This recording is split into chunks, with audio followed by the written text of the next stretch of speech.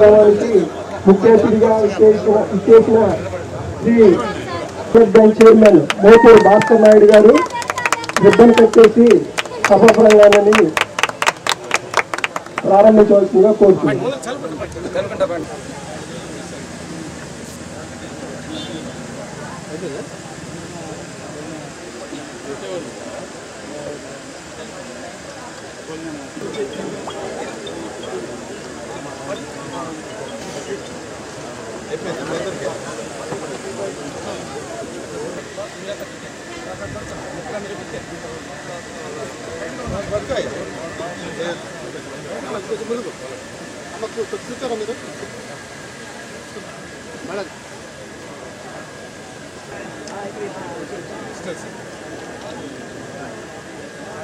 పోలీసుల త్యాగాలు దేశ ప్రజలకు అంకితం, మా రక్తదాన శిబిరాలు అమరవీరులకు అంకితం అంటూ ఈరోజు సంఘం సర్కిల్ జరుగుతున్నటువంటి మెగా రక్తదాన శిబిరానికి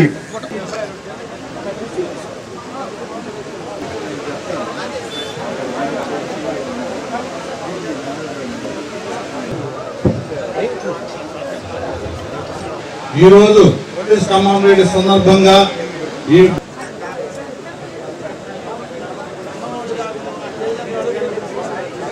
ప్రతి సంవత్సరము పోలీస్ అమరవీరుల సంస్మరణ దినం జరపడం జరుగుతుంది. 10 మంది విధి నిర్వహణలో దేశ రక్షణలో భాగంగా వాళ్ళు అమరులైన వాళ్ళు కాబట్టి అప్పటి నుంచి కూడా ప్రతి సంవత్సరం భారతదేశంలో అక్టోబర్ 21 రోజు అమరవీరుల సంస్మరణ దినం జరపడం జరుగుతుంది. దానిలో భాగంగానే గత 4 రోజుల నుంచి వివిధ కార్యక్రమాలు జరుగుతున్నాయి. విధి నిర్వహణలో వాళ్ళ త్యాగాలు చేసినటువంటి అమరవీరుల గురించి, వాళ్ళ సేవల గురించి ప్రతి సంవత్సరం కూడా ఈ అక్టోబర్ 21న స్మరించుకుంటూ వాళ్ళకు జోహాలు తెలియజేసుకుంటున్నాము. కాబట్టి ఈ సందర్భంగా ఇక్కడ బ్లడ్ డొనేషన్ ఇచ్చిన ప్రతి ఒక్కరికి కూడా ధన్యవాదాలు తెలియజేసుకుంటున్నాను. నిర్వహిస్తున్న ఈ బ్లడ్ క్యాంప్ కార్యక్రమం చాలా ప్రధానమైన కృతజ్ఞతలు తెలియజేస్తున్నాయి. మండలంలో సంఘం సర్కిల్ పరిధిలో పోలీసుల సంస్మరణ దినోత్సవ కార్యక్రమంలో భాగంగా ఈరోజు రక్తదానం అనేటువంటిది చేయడం జరుగుతుంది. రక్తదానం అనేటువంటిది ఇవాళ అన్ని దానాల్లోకి చాలా గొప్ప దానం. ఈ రక్తదానం అనేటువంటి దానిలో ప్రతి మనిషికి రక్తం అవసరం అవుతుంది. ఎప్పుడు అవసరం అవుతుందో తెలియదు, ఏ విధంగా అవసరపడుతుందో కూడా తెలియదు. సమయానికి ఆ రక్తం లేకుంటే ఆ వ్యక్తి యొక్క ప్రాణాలు కూడా కోల్పోవచ్చు. కానీ ఈరోజు ఈ రక్తదానం చేసిగా మనం ఆ రక్త నిధిని దాచిపెట్టుకున్నప్పుడు ఆ నిధిలో నుంచి అవసరం ఎప్పుడైతే అవసరం అవుతుందో అప్పుడు దీన్ని ఆ వచ్చే పేషెంట్ కానీ లేకపోతే ఆ వచ్చేటువంటి యాక్సిడెంట్ అయినటువంటి వాళ్ళకి కానీ వాళ్ళకి అవసరమైనప్పుడు దీనిలో నుంచి కొంత భాగం తీసి వాళ్ళకి ఇవ్వడం జరుగుతుంది. మనం ఇచ్చేది 350 ml ఇస్తూ ఉంటారు. దీన్ని స్టోర్ చేసి పెడతారు. ఈ స్టోర్ చేసే కెపాసిటీ ఇవాళ మన జనరల్ హాస్పిటల్లో కూడా ఉంది. అలాగే Nellore hospitals, rotary hospitals, blood banks అనేకం వచ్చాయి. అనేక దగ్గరలో దీన్ని స్టార్ట్ చేసినటువంటి దాన్ని అవసరమైనప్పుడు ఆయా పేషెంట్కి ఇవ్వడం జరుగుతుంది. ఇది చాలా గొప్ప విషయం. ఈరోజు పోలీసుల సంస్మరణ దినోత్సవంలో పోలీస్ శాఖ ప్రత్యేక శ్రద్ధ తీసుకొని ఆత్మకూరులో మనం చేశారు. ఇవాళ ఈ సంఘం మండలంలో సంఘం సర్కిల్ పరిధిలో ఇవాళ చేస్తా ఉన్నారు. ఇప్పటికి 50 మంది వరకు ఈ రక్తదానంలో పాల్గొన్నారు. మరొక 50 మంది రిజిస్టర్ చేసుకున్నారు. వారందరూ కూడా మరొక 1-2 గంటల్లో ఈ రక్తదానంలో వాళ్ళందరికీ కూడా రక్తం సేకరించడం జరుగుతుంది. ఇది ప్రతి ఒక్కరికి ఒక మంచి సూచన మార్గం. ప్రతి ఒక్కరు కూడా ఇది అంతా పోలీస్ డిపార్ట్మెంటే కాదు, సామాన్యులు కూడా దీంట్లో పాల్గొని సామాన్య పౌరులు కూడా దీనిలో పోలీసులకు సహకరించినట్లయితే రేపు అవసరమయ్యేది అంతా పోలీసులకు మిలిటరీ వాళ్ళతో కాదు. ఇది అవసరమయ్యేటువంటిది రోడ్ల మీద యాక్సిడెంట్లు చేసేది మనమే, ఆ యాక్సిడెంట్లో గాయపడేది మనమే. మనకే అవసరమైనప్పుడు ఈ రక్తాన్ని వాడుకోవడానికి ప్రభుత్వ ఆసుపత్రిలో ఈ కార్యక్రమం జరుగుతుంటుంది. ఇవాళ పోలీసు అధికారులు చేస్తున్న కృషి, ముఖ్యంగా సంఘం సర్కిల్ పరిధిలో సిఐ వేమారెడ్డి గారు కానీ, ఏఎస్పేట ఎస్ఐ గారు, అలాగే సంగం ఎస్ఐ గారు, చేజర్ల ఎస్ఐ గారు, వీరందరికీ నాయకత్వం వహిస్తున్నటువంటి డిఎస్పి వేణుగోపాల్ గారు, ఆత్మకూరు సిఐ గారు అందరు కలిసి చేస్తున్న ఈ కృషికి వారందరినీ అభినందిస్తూ, ప్రత్యేకంగా సంఘం సర్కిల్లో పోలీస్ అధికారుల్ని నేను ఈరోజు హృదయపూర్వకంగా అభినందిస్తా ఉన్నాను. ఇదే విధంగా ప్రతి కార్యక్రమంలో కూడా భాగస్వాములు కావాలి. అట్లా అయినప్పుడు మాత్రమే మనం సోషల్ జస్టిస్ అనే దానికి సాంఘిక పరమైనటువంటి న్యాయాన్ని మనం సామాన్య ప్రజలకు అందించిన వాళ్ళల్లో అందరం కలిసి పనిచేస్తామని చెప్పి తెలియజేస్తూ, రెవెన్యూ అధికారులు ఆర్డీఓ గారి నాయకత్వంలో పాల్గొన్నారు. వారికి కూడా నేను నా శుభాకాంక్షల్ని అన్ని తెలియజేస్తూ, మనకి ఒక విషయం మీ అందరికీ చెప్పాలి. ఇవాళ 2 రోజులు అత్యంత పెద్ద వర్షాలు వస్తాయి అనేటువంటిది ఇండికేషన్ ఉంది. ముఖ్యంగా ఇవాళ పెద్దగా కనబడకపోవచ్చు, కానీ నిన్నంతా లేదు. కానీ ఇవాళ ఇప్పుడే ప్రారంభమైంది. ప్రారంభమేమో పొల వర్షం లాగా ఉంది, కానీ అత్యంత భయంకరమైన తుఫాను కింద మారుతుందని ఇవాళ మనకి ఆయా శాఖల నుంచి మనకు వచ్చిన సమాచారం.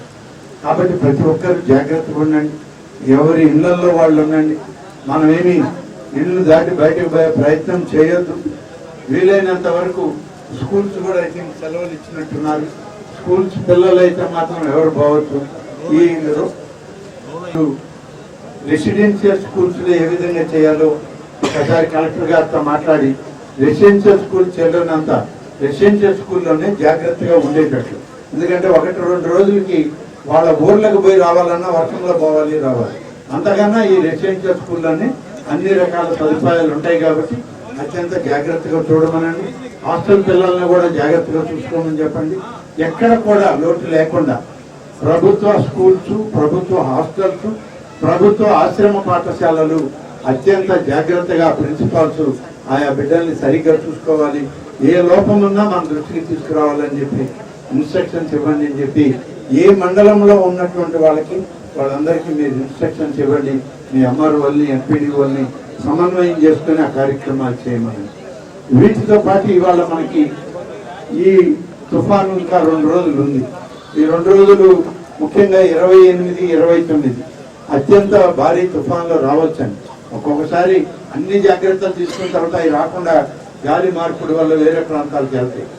కాబట్టి మనం జాగ్రత్తలు ఎక్కువగా మన బాధ్యతలో మనం ఉండాలి. ఇది మన జాగ్రత్త.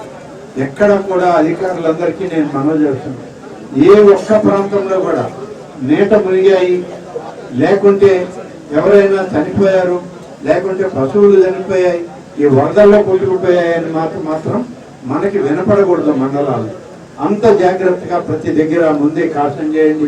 మనకంతా పెన్నా రివర్ కోర్స్ ఎక్కువ. ఈ రివర్ కోర్స్ అంతా, బేరాపేరు కోర్స్ అంతా కూడా అవసరమైన మానిటరింగ్ పెట్టండి. ఏఎస్పేట కానీ, సంఘం కానీ, కింద ఉన్న పుట్టిరెడ్డిపాలెం వాళ్ళందరికీ కూడా ఇన్స్ట్రక్షన్స్ ఇవ్వండి. పైన చేజర్ల, ఆత్మకూరు, అనంతసాగరం మండలాల్లో కూడా ఈ జాగ్రత్తలు తీసుకోవాల్సిన అవసరం ఉంది. ముఖ్యంగా మీకున్నటువంటి దానిలో ఈ మండలంలో ఎంఆర్ఓ గారు ఇక్కడే ఉన్నారు. పోయిన సంవత్సరం, అంతా ముందు సంవత్సరం కూడా చూసాం. మన మండలానికి సంబంధించిన ఒక గ్రామం వేర్లగుడిపాడు. ఈ వేర్లగుడిపాడు బేరాపేరు నీళ్లు వచ్చినా, పెన్నా నదికి నీళ్లు వచ్చినా అది ఒక లోతట్టు ప్రాంతం అయిపోయి ఐలాండ్ లాగా అయిపోతుంది. ఒక దీవిలాగా నిలబడిపోతుంది వేర్లగుడిపాడు. మనకి పోవడానికి దారి ఉండదు, వాళ్ళకి రావడానికి దారి ఉండదు. వాళ్ళకి కూడా ఇంటిమేట్ చేయండి. వాళ్ళకి ఏం సరుకులు కావాలన్నా ముందుగానే వేర్లగుడిపాడు చేర్చండి. ఇప్పుడే మీకు ఇటుపక్క నుంచి రోడ్డు లేదు. మనకు ఉండేది వయా ఆత్మకూరు, అప్పారావుపాలెం మీద వెళ్ళాలి. కానీ అక్కడ రోడ్లు ఎలా ఉంటాయో మనం చెప్పలేము. ఇప్పుడైతే మనం బొగ్గేరి మీద బ్రిడ్జ్ కట్టుకున్నాం కాబట్టి పోవడానికి పర్వాలేదు. కానీ ఫ్లడ్ ఎక్కువైపోయి పెన్నా అనేది ఎక్కువ ప్రవహిస్తే అప్పారావుపాలెం రోడ్డు కూడా బ్లాక్ అవుతుంది. దయచేసి నేను ఆర్డీఓ గారికి విజ్ఞప్తి చేసేది, ఆ గ్రామంలో ఎన్ని రేషన్ కార్డులు ఉన్నాయి, ఎన్ని కుటుంబాలు ఉన్నాయి, రేషన్ కార్డులు లేని కుటుంబాలకు కూడా మీరు రేషన్ అక్కడ అట్టి పెట్టండి. ఆ గ్రామ పంచాయతీలోనూ సచివాలయంలోనూ అన్ని సరుకులతోటి పెట్టండి. పెట్టి ఆ గ్రామస్తులకు ఏం కావాలన్నా అవి ఎప్పటికప్పుడు ఏర్పాటు చేయాలి. ఏ గ్రామాలైనా ఇవి, ఇటు బేరాపేరు, ఇటు పెన్నా, ఇవి 2 కలిసే ప్రాంతం కాబట్టి సంగం మండలం ఎక్కువ ప్రమాదకరం ఉంటుంది. మీరు జాగ్రత్తగా సంగం మండలంలో రివర్ కోర్సులో ఈ వాగు కోర్సెస్ లో ఉన్న విలేజెస్ అన్నిటికి కూడా మనం రేషన్ సప్లై అనేది ఖర్చు అవుతుంది, ఎక్కువ మోతాదులో ఇస్తున్నాం అనే మాట పెట్టుకోవద్దు. మనం వీలు కాదు ఒక్కొక్క సందర్భంలో.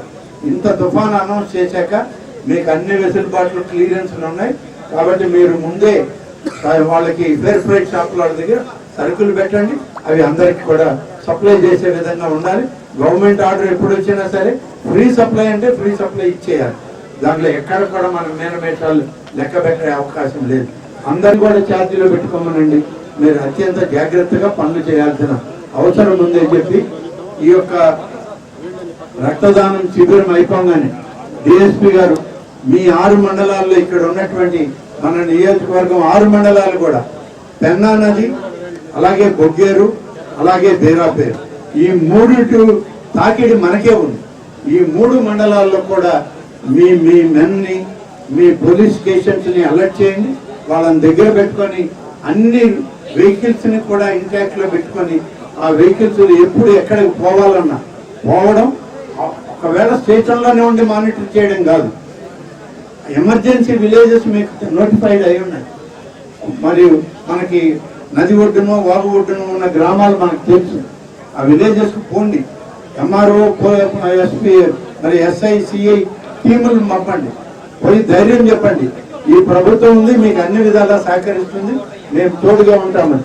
ఎక్కడన్నా అవసరమైతే బోట్లు ముందే తెచ్చుకోండి. వేర్లగుడిపాడికి బోట్లు తప్ప ఇంకా మార్గం లేదు మనకి. కాబట్టి మీరు అన్ని బోట్లు ఎక్కడెక్కడ గతంలో మనం బోట్లలో కూడా మనం అక్కడ ఉన్న వాళ్ళని కాపాడడానికి, అక్కడ ఉన్న వాళ్ళకి రోజువారీ సరుకులు అందించడానికి ప్రయత్నం చేశాము. ఆయా ప్రాంతాలన్నీ ఐడెంటిఫైడ్ లిస్ట్ ఉంది. అక్కడ అవసరమైన మేరకు బోట్లు కూడా తెప్పించి డ్రా చేసి ఇక్కడ పెట్టుకోవాలి. కాబట్టి మనం ఈ 3 ప్రాంతాలు 6 మండలాలు ఈ ఆత్మకూరు నియోజకవర్గం ఈ 3 వాగులు నదుల మధ్య ఇది ఉంది కాబట్టి అన్ని జాగ్రత్తలు తీసుకోవాల్సిందిగా పోలీస్ శాఖని, రెవెన్యూ శాఖని, మిగిలిన అందరినీ కూడా అవసరమైతే మీరు మన అందరు మండల ఆఫీసర్స్, ఎంపీడీఓస్, ఇంజనీరింగ్ సిబ్బందికి అందరికి ఇన్స్ట్రక్షన్స్ ఇవ్వండి. ముఖ్యంగా ఆర్డబ్ల్యూఎస్ వాళ్ళకి ఏ ఊర్లో కూడా కల్తీ మంచినీరు ఉంది, కల్తీ నీళ్లు వస్తున్నాయి బోర్లలో, ఆ బోర్లలో నీళ్లు తాగి మాకు అనారోగ్యం వచ్చిందనే మాట రాకూడదు. అలాగే అన్ని పిహెచ్సిలు మనకి జీజీహెచ్ ఉంది ఆత్మకూరులో, అలాగే ఇంకా పెద్ద హాస్పిటల్స్ ఉన్నాయి. అన్ని హాస్పిటల్ డాక్టర్స్ అలర్ట్ చేయండి. అవసరమైనటువంటి మెడిసిన్స్ అన్ని కూడా హాస్పిటల్లో రెడీగా ఉండాలని వాళ్ళకి ఇన్స్ట్రక్షన్స్ ఇవ్వండి. కాబట్టి అన్ని జాగ్రత్తలు తీసుకోమని ఆర్డీఓ గారికి, డిఎస్పీ గారికి, ఇతర అధికారులందరికీ కూడా సూచిస్తూ వచ్చే దినాలు కొంచెం మనం కూడా జాగ్రత్తగా ఉండాలి. ఆర్డీఓ, డిఎస్పీ లేకుంటే కలెక్టర్, మంత్రి ఉండాలి అనేది కాదు. మీ జాగ్రత్తల్లో మీరు ఉండండి. మీకు అవసరమైనవి కావాల్సినవి చేయాల్సిన బాధ్యత ప్రభుత్వాన్ని. ప్రభుత్వం ఎప్పుడు సిద్ధంగా ఉంది. చిన్నదైనా పెద్దదైనా అది ఎంతదైనా సరే ఈ ప్రభుత్వం అన్ని గ్రామీణ ప్రాంతాల్లో, పట్టణ ప్రాంతాల్లో ప్రజలకి మేలు చేయడానికి అన్ని రకాలుగా సిద్ధంగా ఉంది. మేము ఉంటామని చెప్పి మరొకసారి మీడియా ద్వారా అన్ని ప్రాంతాల ప్రజలకి ఈ ఛానల్స్ ద్వారా కూడా తెలియజేస్తున్నా. సెలవు తీసుకుంటాం.